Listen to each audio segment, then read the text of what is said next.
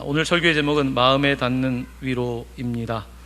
오늘 위로에 대해서 성경이 말씀하고 있는 위로란 무엇인지 그 은혜를 좀 나누고자 합니다. 여러분 요즘 많이 좀 위로가 필요하지 않으세요? 글쎄요, 제 마음이 좀 그런가? 저 요즘 좀 위로가 필요합니다. 누가 좀 위로해 주면 좋겠어요. 저만 그러지 않을 것 같아요. 뭔가 좀 답답한 좀 세월을 지나가고 답답한 때를 지나가면서 좀 모두 다에게 위로가 필요하지 않을까 하는 생각을 가지고 오늘 말씀을 좀 준비했고 또 그 은혜를 나누고자 합니다. 또 오늘 나누는 은혜는 지난주에 함께 나누었던 노아의 이야기와도 또 연결되어 있어서 그 이야기를 조금 하려고 합니다. 노아라고 하는 사람은 아담으로부터 족보를 제가 세보니까 10번째더라고요. 이 10번째 노아가 오기까지 물론 그 가운데에 에녹 같은 하나님과 동행하다가 하나님께 부름을 받은 사람도 있지만 족보에 보면 하나님의 마음을 편하게 하는 사람이 별로 없었어요. 또한 족보에 보면 그렇게 정말 우리가 이렇게 존경할 만한 사람들이 별로 없었어요. 그러한 때에 10대쯤에 가서 노아라고 하는 사람이 태어난 거예요. 이 노아가 태어났는데 그 노아라고 하는 이름의 뜻은 혹시 지난주 설교가 기억나시는지 모르겠는데 안위라는 뜻입니다. 안위, 위로라는 뜻을 가지고 있어요. 노아라고 하는 이름은 위로라는 뜻인데 창세기에 있는 말씀인데요. 우리 다시 한번 창세기 5장 29절 말씀 화면에 한번 같이 보도록 하겠습니다. 함께 읽을까요? 시작. 이름을 노아라 하여 이르되 여호와께서 땅을 저주하심으로 수고롭게 일하는 우리를 이 아들이 안위하리라 하였더라. 아멘. 안위라고 되어 있는데 위로라고 하는 뜻 혹은 또 쉼이라는 뜻도 되는 것입니다. 노아는 많은 사람들에게 위로가 됐어요. 안위가 되었어요. 여러분 주변에 그 사람을 보면 좀 위로가 되는 사람이 있으세요? 저 사람을 보면 내 마음에 좀 쉼을 얻는 사람, 좀 그런 분이 있으세요? 예전에 제가 학교에서 강의를 할 때 어떤 학생이 찾아와서 교수님 수업을 듣고 교수님이랑 잠깐 이야기를 하면 그 오아시스 같은 느낌이 있다고 하더라고요. 네. 여러분은 저한테 그런 걸 좀 느끼세요? 저를 잘 못 만나서 그 이야기가 좀 생각이 나더라고요. 내가 누군가에게 쉴 만한 물가가 될 수 있다면, 누군가에게 위로가 될 수 있다면 그것처럼 귀한 일이 어디 있겠습니까? 노아는 위로가 되고 안위가 되었습니다. 그 저주받은 땅, 상당히 각박한 땅, 세상 속에서 노아는 사람들의 위로가 됐어요. 왜 그랬을까요? 그가 살아가는 모습이 참 힘이 됐어요. 물론 그는 굉장히 세상 사람들이 어리석게 보였어요. 노아의 방주를 짓는데 제가 지난 주일에 말씀드렸던 것처럼 120년 정도 걸린 것 같아요. 그 정도 시간 동안 우직하게 일했던 노아는 사람들에게는 어쩌면 바보 같다? 사람들에게는 좀 납득이 안 된다? 라는 평가를 받을 수 있겠지만 그는 많은 사람들의 위로가 되었고 특별히 오늘 성경을 읽고 있는 우리들에게 큰 위로가 됩니다. 노아는 그렇게 위로가 되는 사람이었어요. 자, 위로에 대한 말씀을 하면 이렇게 건널 수 없는 성경 말씀이 하나 있어요. 그게 바로 오늘 읽은 이사야서 40장이에요. 이사야서 40장은 이렇게 시작이 되고 있어요. 우리 40장 1절 말씀 한번 같이 읽어볼까요? 시작. 너희 하나님이 이르시되 너희는 위로하라 내 백성을 위로하라. 아멘. 원어 성경을 찾아보면요, 이 문장 구조는 위로하라 위로하라가 먼저 나와요. 단어로는 위로하라 위로하라. 노아라고 하는 이게 자음이 비슷하면 그 단어가 비슷한 건데 노아, 노하라는 이름은 나햄이라고 하는 같은 단어를 쓰고 있는데 위로하라 위로하라 노아와 같은 자음이 사용되고 있고 그 두 글자가 앞에 등장하고 있는 것을 보게 됩니다. 오늘 이사야 40장은 위로에 관한 말씀이에요. 어떤 위로냐면 앞에 이사야서 39장까지는 상당히 좀 읽기가 이사야서 읽다 보면 좀 헤비하다, 좀 상당히 무겁다, 상당히 답답하다 그런 느낌을 받는데 40장부터 마지막 66장까지는 굉장히 힘이 되고 위로가 돼요. 이사야서는 66장으로 되어 있어요. 그래서 구약 성경은 39권으로 되어 있고 신약 성경은 27권으로 되어 있는 거예요. 그래서 우리가 이사야 40장을 읽었는데 마치 39장까지는 구약 성경을 읽는 것 같다면 40장부터는 좀 신약 성경에 있는 것 같아요. 40장부터는 좀 갑자기 내용이 바뀌어요. 마치 여러분이 갑자기 말라기를 읽고 나서 갑자기 마태복음을 읽으면 갑자기 내용이 탁 달라지잖아요. 이사야서에는 그런 뉘앙스와 느낌이 있어요. 자, 그래서 오늘 말씀은 마치 39장까지 구약 성경을 읽다가 갑자기 신약 성경 27권의 첫 번째 책을 읽은 것 같은 느낌이에요. 지금까지는 굉장히 무겁고 헤비하고 답답하고 그랬었는데 40장부터는 좀 위로하라라는 말씀이 나오는 거예요. 오늘 이 말씀을 조금 생각하게 된 것은 여러분에게 좀 정말로 좀 위로를 전달하기 위해서 뭔가 좀 우리의 삶에 좀 답답했던 좀 마스크를 좀 벗고 좀 위로가 필요하지 않을까 해서 이 말씀을 같이 나누게 된 겁니다. 오늘 여러분에게 하나님의 위로가 함께 하시길 바랍니다. 제 말이 아니라 하나님의 위로하라, 위로하라. 자, 그런데 오늘 본문을 잘 생각해 보면요, 위로를 받으라라는 말보다는 위로하라예요. 예, 우리는 보통 위로 받으려고 해요, 그죠? 여러분도 주로 위로 받는 데 관심이 많죠. 그리고 누군가 나에게 내 마음을 헤아려 주지 못하고 위로해 주지 않으면 어때요? 좀 속상하죠. 내가 위로하기보다는 우리는 위로받기를 좋아해요. 보통 그게 우리의 모습이거든요. 근데 오늘 말씀은 위로하라라고 하는 말씀으로 시작되고 있어요. 오늘 우리가 말씀을 통하여서 여러분 위로도 좀 받아야 되지만 여러분이 좀 누군가를 위로할 수 있는 그런 마음에 좀 힘이 생겨나고 그런 좀 충만함이 있기를 좀 바라는 마음에서 또 오늘 말씀에 좀 은혜를 나누고 싶은 것입니다. 여러분 그 위로 언제 가장 위로받고 싶으세요? 최근에 아프신 분들이 참 많더라고요. 늘 교회는 뭐 아픈 분들이 많지만 조금 답답함을 느꼈는 건 뭐냐면 우리 목사님들이 이제 병원 신방을 가려고 해도 갈 수가 없어요. 병원에서 요즘 코로나 바이러스 때문에 오지 못하게 해요. 그러니까 위로가 필요한 사람들이 정말 좀 누가 와줬으면 좋겠는데 갈 수도 없어요. 만날 수도 없어요. 접촉이 불가능한 거예요. 이게 얼마나 안타깝습니까? 위로라고 하는 것은 물론 전화로도 위로할 수 있죠. 저도 전화를 신방에서 위로하기도 합니다. 하지만 정말 조금 병상에 같이 붙잡고 기도하고 하면 더 큰 위로가 될 텐데 그런 위로가 좀 쉽지 않은 때인 거죠. 가장 위로받고 싶을 때는 언제세요? 아플 때 아닌가요? 아플 때. 여러분 최근에 좀 아프신 분 계세요? 아픈 분들이 많던데 위로는 굉장히 아플 때 받고 싶은 것 같아요. 저도 요즘 뭐 최근에 1년 동안은 별로 아프지 않았는데 아픈 적이 있었어요. 병원에 입원한 적이 있었어요. 그때 정말 눈물 나더라고요. 누구도 나를 모를 것 같은 거 있죠. 내 마음을 모를 것 같고 심지어 가족도 모르는 것 같고 누구나 그런 때가 있더라고요. 그런 때에 위로가 정말 필요한 거예요. 자, 그런데 위로를 받고 싶은 사람에게 가장 들으면 위로가 되는 말이 있어요. 얼마나 아프세요란 말이 되게 위로가 돼요. 얼마나 아프세요. 근데 보통 우리는 어떻게 말하냐면 어디 아프세요? 어디 아파? 요 말보다는 얼마나 아프니가 더 훨씬 위로가 돼요. 그죠? 보통 우리가 병원에 가면 우리가 좀 의사 선생님은 당연히 어디가 아픈지를 이야기해야 되겠지만 어디 아프세요? 라고 물어보죠. 어디 아프냐라고 하는 것은 분명히 물어봐야 될 질문이지만 얼마나 아프세요? 라고 하는 말이 되게 위로가 돼요.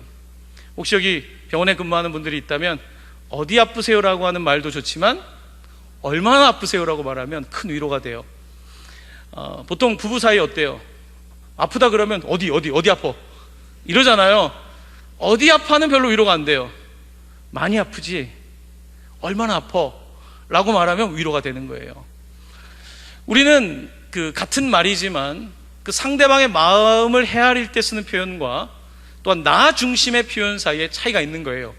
어디가 아프냐는 것은 굉장히 나 중심이고 객관적인 표현이고 과학적인 표현일 수 있지만 상대방의 마음에 별로 와닿지 않는 표현일 수가 있는 거예요.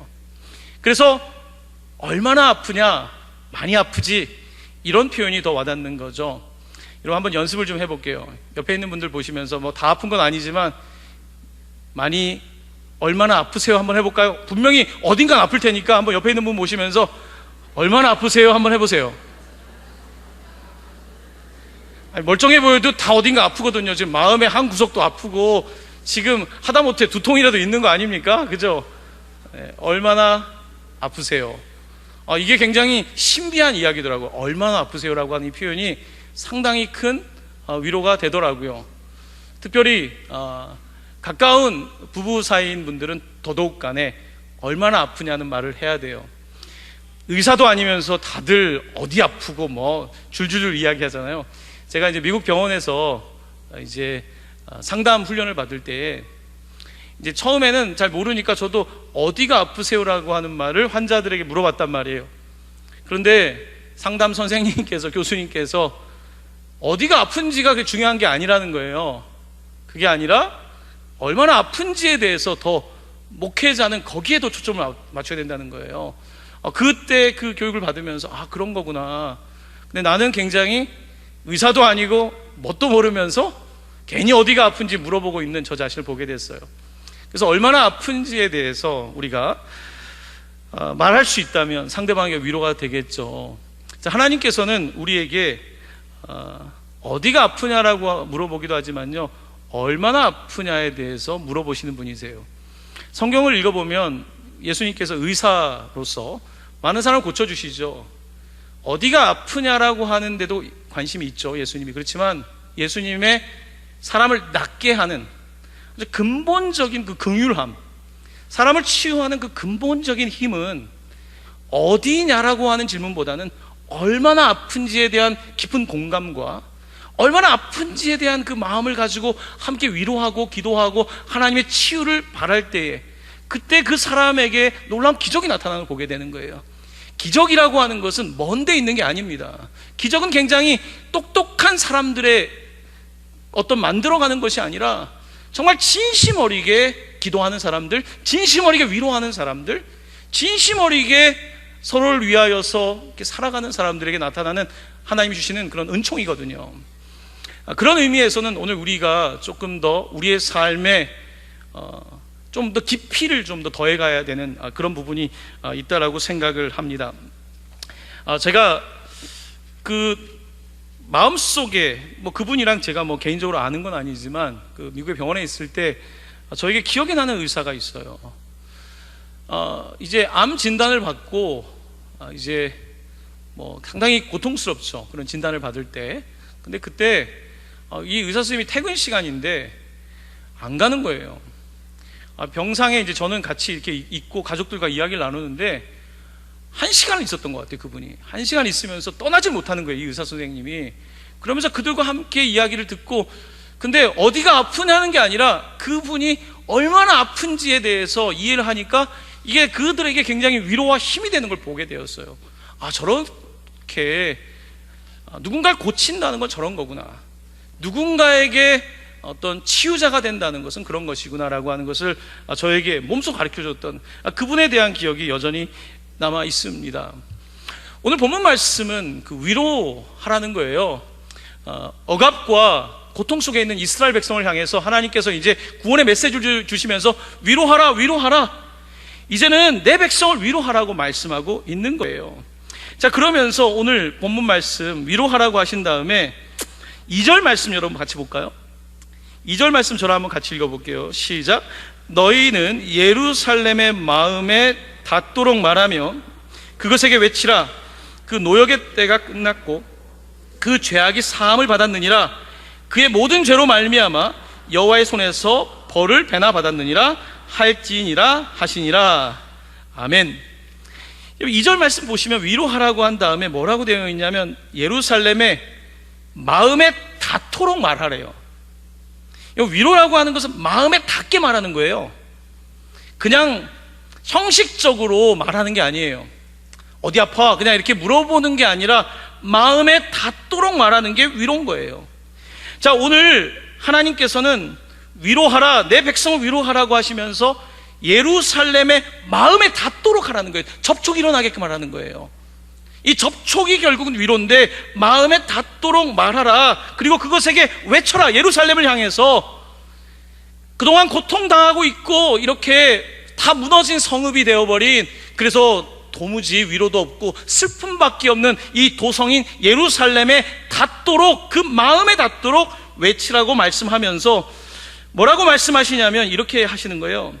그 노역의 때가 끝났다. 이제 그 고통의 수고가 끝났다. 그리고 그 죄악이 사함을 받았다. 이거 얼마나 큰 위로예요. 왜냐하면 당시의 사람들은 내가 아픈 이유가, 내가 힘든 이유가 죄 때문이라고 생각했거든요. 아, 내가 죄 때문에 그렇구나, 우리 부모님 죄 때문에 그렇구나. 우리도 좀 그런 생각들이 아직도 남아있잖아요. 죄 때문에 아프다. 자, 그런데 오늘 예루살렘을 향해서 이제는 죄악이 사함을 받았다. 저희들 정말 너희들 용서받았고 이제는 벌이 끝났고 노역의 때가 끝났고 이제는 정말 자유다라고 위로를 선포하고 있는 대목입니다. 사랑하는 성도 여러분, 오늘 본문 가운데에 마음에 닿도록 말하라고 했잖아요. 말. 이게 굉장히 중요한 표현입니다. 제가 조금 전에 이사야서 40장은 마치 신약 성경이 시작하는 것과 같다 그랬잖아요. 마태복음을 읽으면, 마태복음은 예수님의 위로의 이야기가 사실은 나오게 되는 것을 보게 돼요.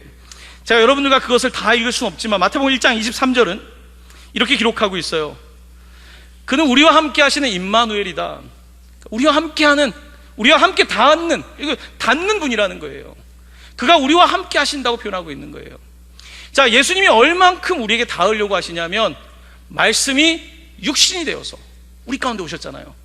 말씀으로 그냥 외치고 그냥 멀리서 나서라 이렇게 말하는 게 아니라 예수님은 말씀이 육신이 되어서 정말 닿도록 오신 분이라는 거예요. 심지어 한센병으로 그 사람을 만지면 나한테 부정함이 오는데 예수님은 그들 만지지 않습니까? 예수님은 안식일 날 이 사람을 만지면 내가 안식일을 범하게 되는데 그러면 멀리서 그냥 나서라라고 말하면 될 텐데 예수님이 그렇게 안 하세요. 그들을 만져주세요. 그들과 접촉하시고 그들에게 심지어 세상이 정한 법을 넘어서서 그들과 함께 하시는, 바로 그 예수의 이야기가 마치 이사야 40장의 이야기와 상당히 연결되어 있는 것을 보게 되는 것입니다. 자, 그렇게 예수님은 위로하시는 분이세요. 자, 말 나온 김에 마태복음에 어떤 위로라는 단어가 나왔는지 여러분과 좀 같이 찾아보기를 원하는데요. 마태복음 1장 40장 돌아올 테니까 마태복음 1장을 한번 찾아볼까요? 마태복음 1장 23절입니다. 23절이 아니라 마태복음 2장 18절입니다.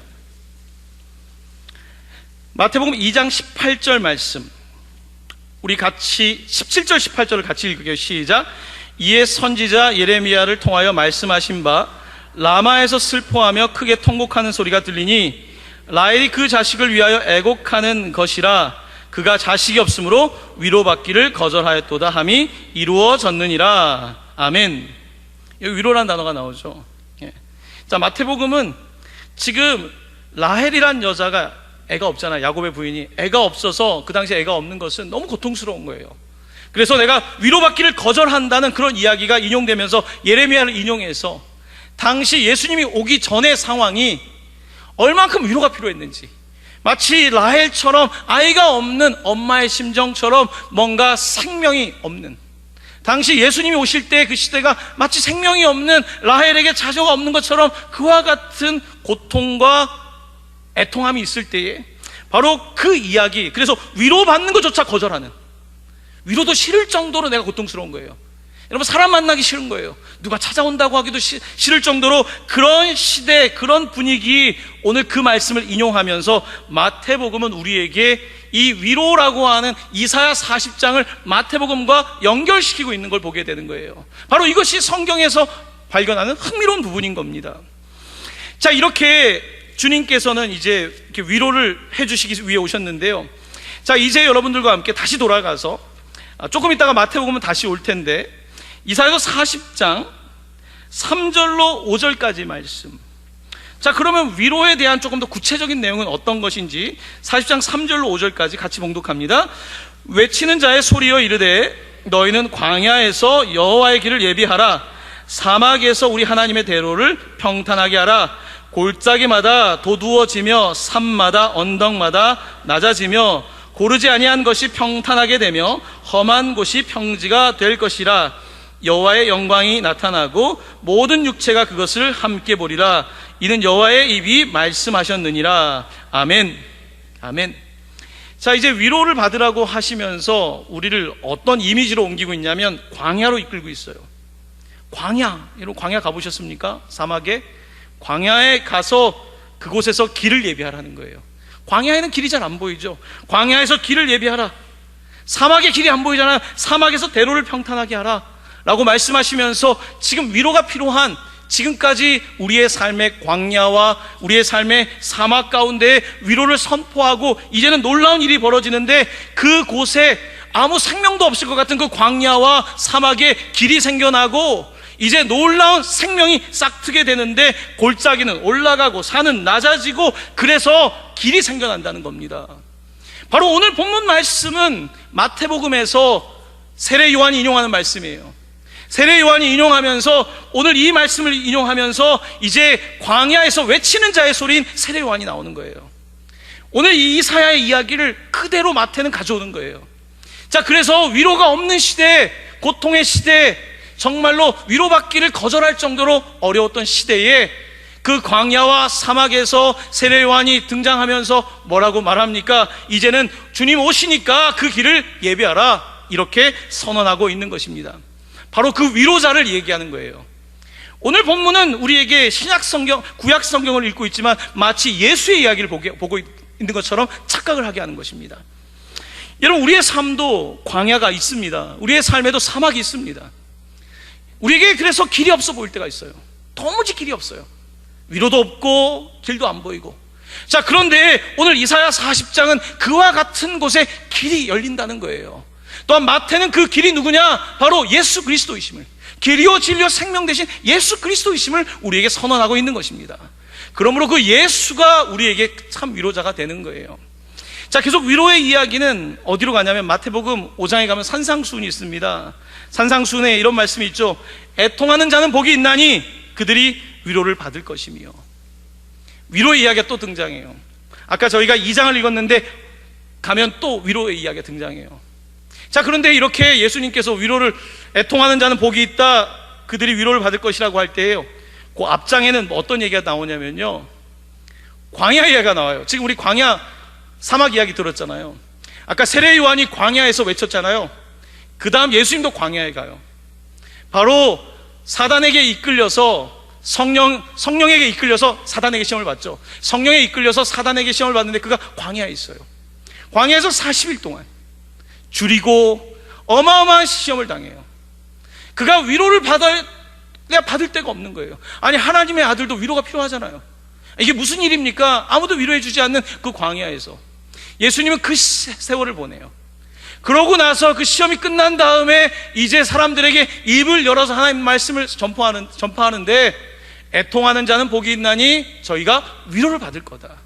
자, 그러니까 예수님이 말하는 위로는 그저 멀리서 경험해보지 않은 사람이 위로하는 게 아니에요. 광야를 거치신 분이, 사막을 거치신 분이 바로 그가 위로하고 있는 거예요. 바로 그 예수에 관하여서 오늘 이사야는 예언하고 있고, 그 이사야의 예언은 마태복음을 통하여 성취되고 있는 것을 보게 되는 것입니다. 자, 그러므로 오늘 우리는 우리의 삶의 무너진 자리에서, 광야에서, 사막에서 이제 길 대신 위로자를 찾을 수 있어요. 그 위로자는 누구이십니까? 바로 우리 주 예수 그리스도이신 줄로 믿습니다. 바로 그 예수 그리스도를 통하여서 우리는 위로를 받게 되는 것입니다. 오늘 계속해서 이사야서 40장 이제 나머지 말씀을 좀 보려고 하는데요. 자, 위로의 핵심은 무엇인가? 여러분 6절 말씀 보시기 바랍니다. 40장 6절 이렇게 말씀이 선포된 다음에, 말하는 자의 소리여 이르되 외치라고 했는데 그때 대답을 해요. 내가 무엇이라 외치리까? 외쳐야 되는데, 위로를 외쳐야 되는데 뭐라고 외칩니까? 라고 할 때에 이르되부터 6절 중간 이르되부터 8절까지 우리 다 같이 봉독합니다. 시작.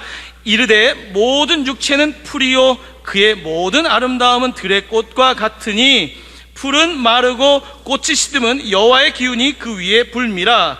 이 백성은 실로 풀이로다.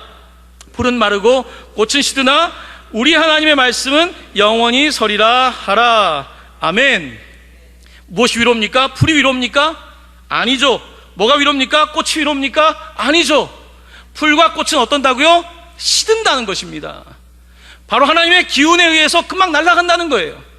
하지만 하나님의 말씀은 영원히 서리라. 아멘. 진정한 위로자가 누구인지에 관하여서 이 사연은 오늘 우리에게 보여주고 있는 것입니다. 바로 그 육신이 되어 오신 그 말씀, 바로 태초부터 있었던 그 말씀, 그 예수 그리스도께서 우리의 삶의 위로자로 오신다는 것을 성경은 분명하게 말씀하고 있습니다. 사랑하는 성도 여러분, 위로가 많이 필요하시죠? 어디서 위로받으셔야 되겠어요? 같이 살아보니까 남편이 위로가 되던가요? 위로돼요? 등이나 그걸 주죠. 무슨 위로가 됩니까? 네. 아내가 위로됩니까? 아니죠. 서로 속이나 터뜨리지 않으면 다행이죠. 그렇지 않습니까? 위로됩니까? 자식이 위로되던가요? 너나 잘 살면 좋겠어요. 그죠? 무슨 위로가 돼요? 위로되는 거 없습니다. 위로를 받기를 원하지만요, 사실 그런 건 없어요. 우리에게 진짜 위로자가 있어요. 그 위로자는 그저 아주 깊은 곳에 닿을 수 있는 분이어야 돼요. 오늘 예루살렘에 닿게 외치라고 하잖아요. 이게 닿아야지 위로가 되잖아요. 근데 사람은요, 안 닿아요. 사람이 쉽게 닿을 것 같잖아요. 그래서 내가 저 사람 만나서 저 사람에게 사랑을 받으면 다 닿을 거라고 생각하잖아요. 그렇지 않아요. 사람은 닿는다고 생각하지만 닿지 않아요. 사람은 서로 부딪힐 거라고 생각하지만 그렇지 않아요. 닿았던 사람이 나에게 오히려 등을 돌리고 상처를 주기도 해요. 내가 이 사람을 찾았는데 그가 나에게 고통을 줘요. 내가 이것을 하면 위로를 받을 거라고 했는데 오히려 그게 나에게 고통을 준단 말이에요. 세상은 우리와 깊은 내면 세계에서 우리의 진짜 삶의 영역에서 닿지 않습니다. 왜냐하면 죄 가운데 우린 닿을 수가 없어요. 나도 내 죄로 신음하고 있고 저 사람도 자기 죄로 신음하고 있고 세상에서 위로를 기대하는 것은 불가능한 일입니다. 자, 이렇게 위로가 없는 마치 불타버린 예루살렘 같이 다 아무것도 없는 이 빈 성처럼, 혹은 오늘 말씀에 등장하고 있는 광야처럼, 사막처럼 우리에게 아무런 소망과 위로가 없을 때에 바로 이사야서 40장은 그 챕터를 바꾸는 거예요. 우리의 삶에 안 된다, 나는 안 된다, 슬픔과 고통 가운데 있는 우리의 삶에 갑자기 챕터를 싹 바꾸면서 위로하라, 위로하라. 노아가 마치 위로가 되었던 것처럼 위로하라, 위로하라. 이제 끝났다. 이제 정말로 죄 사함을 받았다. 한 번 짓고 용서받는 정도가 아니라 우리를 위하여 십자가에서 죽으신 그 영원하신 예수 그리스도의 그 사함이 이제는 선포되는 거예요. 이제는 그 깊은 위로가 있는 거예요. 한 번의 동물의 제사가 아니라 단번에 죽으심으로 말미암아 우리를 위로하시는 그 예수 그리스도 닿는 위로가 있는 거예요. 바로 그 닿는 위로가 있을 때에, 그 말씀이 선포될 때에 풀은 마르고 꽃은 시들지만 하나님의 말씀은 영원히 서리라. 아멘. 바로 이 말씀이, 바로 그 말씀이신 예수 그리스도께서 우리에게 위로가 되시는 것입니다. 그러므로 헛된 위로를 구하지 마십시오. 헛된 위로가 아니라 정말 나를 아시는 분, 정말 나를 위하여 애통해 하시는 분, 또한 나처럼 나보다 더 힘든 광야를 거치신 분, 사람들이 절대 이해하지 못하는 그 깊은 곳까지 알고 계시는 분, 그리고 자기 몸 사리는 분이 아니라 자기의 몸을 찢겨 내주기까지 하며 우리를 위로하시는 분, 우리를 구원하시는 분, 사하시는 분, 바로 그에게 참된 위로가 있는 것입니다. 바로 그 예수님은 오늘 우리와 함께 하십니다. 어떻게 함께 하실까요? 예수님께서는 제자들과 마지막 만찬 석상에서 제자들이 슬퍼하고 주님 가시면 안 됩니다 할 때에 걱정하지 마라. 내가 너희들에게 위로자를 보낼 거야. 보혜사 성령을 보낼 거야. 성령이라고 하는 이름의 뜻은 위로자라는 뜻이 있어요. 내가 위로자를 보내줄게. 너희들에게 위로자를 보내줄 때에 그 위로자는 닿게 하시는 분이에요. 성령은 누구냐면 닿게 하는 분이에요. 말씀이 닿는 거예요. 아니, 이게 여기서 맴도는 게 아니라 닿는 거란 말이에요. 여기서 그냥 겉도는 것이 아니라 닿는 거예요.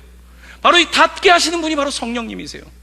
바로 그 성령을 보내주시고 성령이 우리 가운데 오셔서 닿게 하실 때에 바로 그때 우리는 이게 정말 위로구나, 진정한 위로를 경험하게 되는 거예요. 여러분들과 함께 이사야 40장을 읽었는데요, 이사야 마지막 66장을 같이 읽을게요. 66장.